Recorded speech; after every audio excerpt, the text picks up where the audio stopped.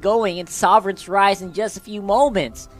Once again, it is Fearless versus Hago Esports first game for this set. And we are running up into the game.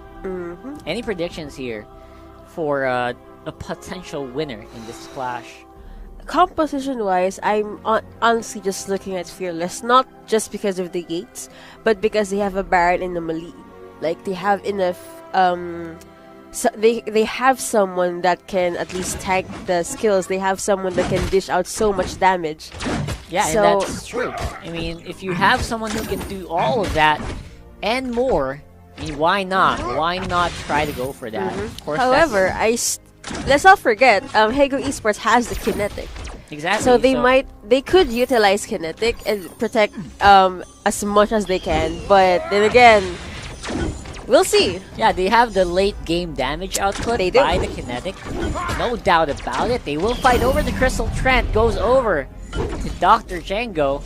They will be able to maybe dish out more than they can chew.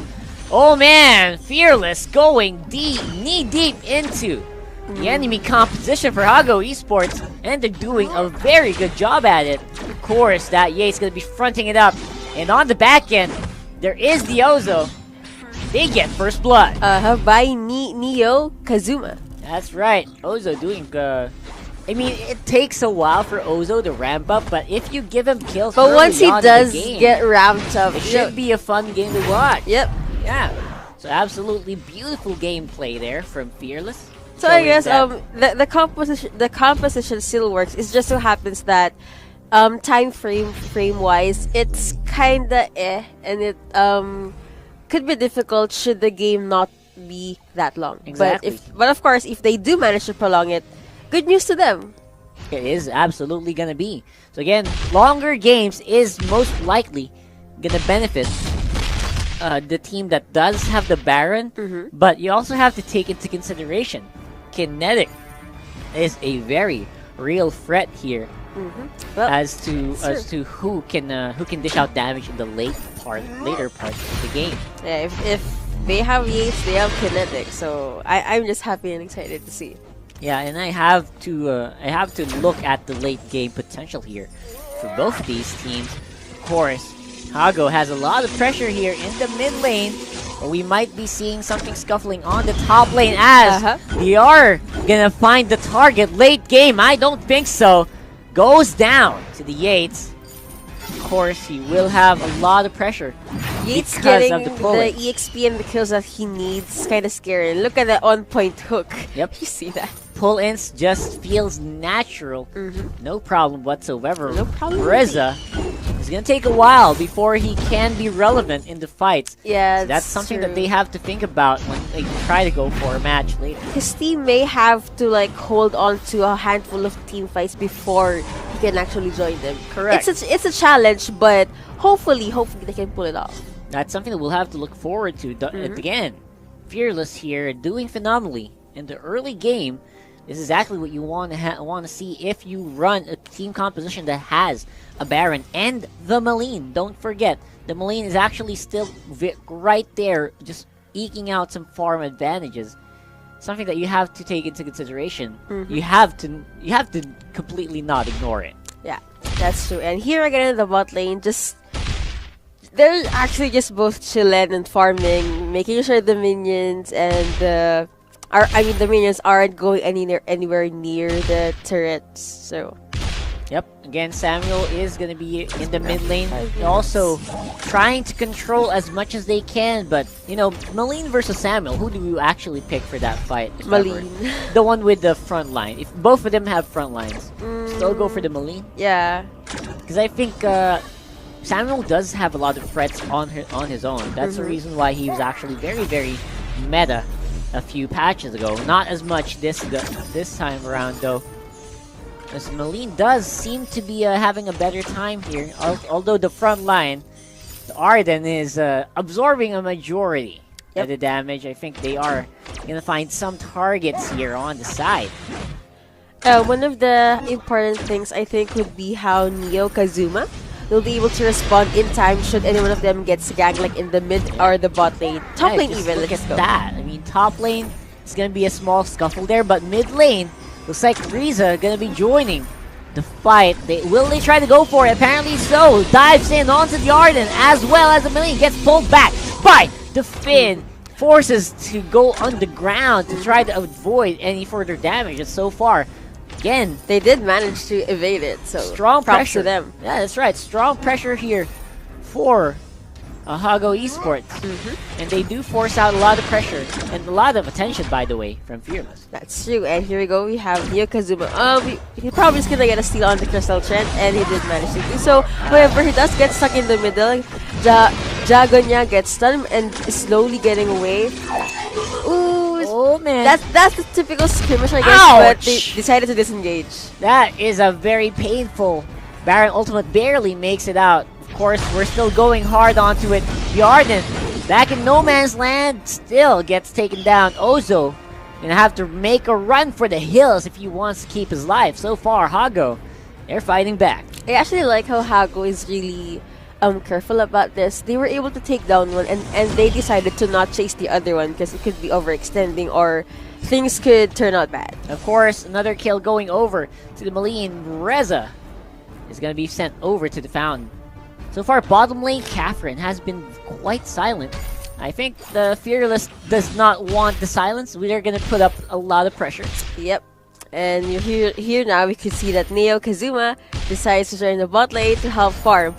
Will Killer Sadis have a hard time, or will he be able to sustain it? That is the question here. A lot of pressure coming over to the bot lane of Hago. Someone's trying to make an answer, but I don't think... But they probably saw him and decided to they did see him, but they do catch him out. Ozo with the jump tricks, and they get a kill.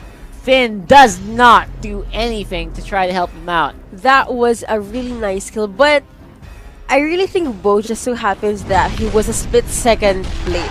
Yeah, so way too late. It was on kind the of position. punishing. Exactly. Positional accuracy is key, especially if you're fighting against someone like an Ozo, and if you're using a Finn. Yes. You got to position yourself properly if you want to be effective. Of course, Ghostwing got to be captured here by Fearless. And now they are targeting Killer Sadis. Probably won't be able to get away. Now he has roughly 5% left on his health, and he's gonna go down. Procs out the passive, but of course will take someone down with him. Great job there. Still fighting though. On the top, Reza forces out the ultimate. He's taken very, very low. Of course, Fret's still pretty much on the board here for Fearless. Yates is going on the offensive. Of course, you're Yates. You're like kind of expected to be offensive, but at least be offensive in a smart way, right? Exactly. Yates and the Maline is something I would love to see in this game. So I'm really glad they're together right now. Like they're just they're probably gonna smash turrets and just take out as much enemies as they can. Yeah, perfect couple there. Couple for destruction. Will steal the gold oak, and they are gonna be facing off against the Finn, but looks like Kinetic gonna try to join the fight just when he was trying to get the healing Trent. Dr. Django still threatening pretty much overall everywhere else. Yeah, I think Yates' mere presence is scary to the enemy side, so they try to be as cautious as they can. Of course, mid lane is gonna be free v4. It's gonna be in favor of Hago if they don't do something about it. Ozo jumps in, tries to go for the Samuel, but he will be just barely sustaining in nick time. Hago still in the man advantage. Jumps in by the Yates, and it's suddenly a different story. 4v2 and everyone's quite low. Triple kill here. Unbeatable. And that Baron is just so fed right now.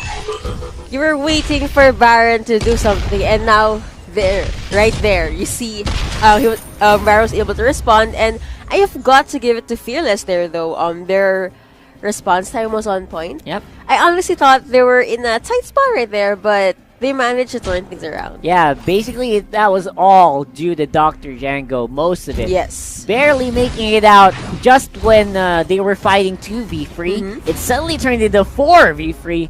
Two members of Fearless backing up quite well. Yep. Again, props to these guys for making it work so so efficiently for them, the ganks. And speaking of being efficient, they are also time efficient because right after that clash, they were able to take down a turret at the top lane. Again, that's very useful. If you're considering that, here comes the gauntlet though. Did you see that damage? That was basically 100 to 10%.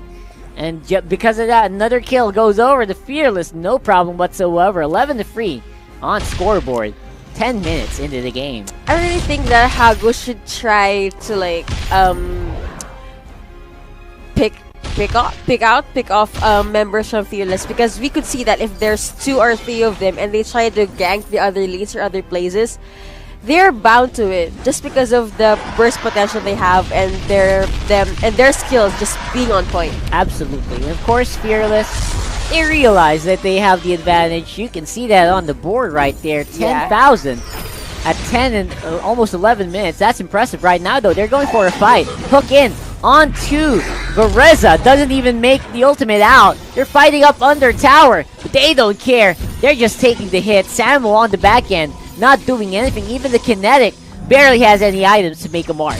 And they're just trying to slowly push them away, but they have so much damage. They can push through this and they could at least get 1 more kill, should they be able to chase one of them. Of course, tower will suffer because of this. Turret will be destroyed. More gold over to Fearless, and again, it pushes Hago Esports back into their base. It's safe to say that the mid lane belongs to Fearless right now. Absolutely. Correcto mundo. Fearless doing a splendid job in keeping the pressure up and making sure that they get Reza down to a state where he's barely making any plays. He's barely functional at this point because of how many times he dies in the engages. That's true. He might want to like not keep on farming, but try to be in the map as much as he can, because if he keeps on dying or gets or he won't be able to perform well, he will probably get shut down and he won't be able to be of use at all to his team. Not to diss the player or anything, it's just that if you're Reza, even though it's hard, you have huge roles when it comes to team fights. Exactly. And speaking of team fights though, it looks like they are going to be going around the Black Claw. They try to get it. I think it was secured. So far on the back end though, they're going for a fight there. And of course, they're going to be suffering a lot. That Black Claw not even going to make a sliver of a difference. The heroes are doing all the kills right now. Samuel caught in a very bad spot. And that will be another kill over the Fearless. And I don't think that's the last of it. Another one. And another one goes down. They're just tanking the towers non-stop. Reza going to be the last target. He's forced to teleport out. But the rest of Fearless is here to stay. Black Claw knocking on the front. Will this be game? Where is the response here? Kinetic on the back end gets hooked in by Dr. Django. Suffering a lot of tower hits, but looks like they're still hard on the way. Going hard indeed. We could see that he was here at the front line. Dr. Django being see Black Claw still alive, still getting that armory. Fearless still pushing, and while there's so much skirmish there, Malin right here taking down the last of the top tower. I think that should be it. Don't forget the Baron is at the back end doing so much free hitting. Of course, he's going to get jumped on by the Catherine. Arden going to be taken very, very low. I think he will be the next target though. But the base of everyone else in Hago Esports is in shambles. Malin on the back end. He's just making pickoffs left and right. He disables the Kinetic. He makes the dive for it. Kinetic tries to make it out alive. I think he barely will. Just enough damage. Superhero landing there for Dr. Django. Just in time. Black Claw still wailing on the Crystal. And I think that will be it. That's going to leave the Crystal in a very low state there. Look at that. Just amazing work there for Fearless. Yep, Hago Esports though, still trying to protect their Crystal as much as they can. And they did, but it's roughly like what, 1-3% of its life left? Man, that is something that you don't want to see every day. Again, this is basically Fearless making the game run so high on tempo. Yes, we didn't even notice that. They were actually so far ahead right now. You're actually 12k ahead at 14 minutes in that last fight. it actually did matter. All that gold enabled them Yes. to tank those turret hits and make the kills that they needed to secure that crystal attack. One more clash.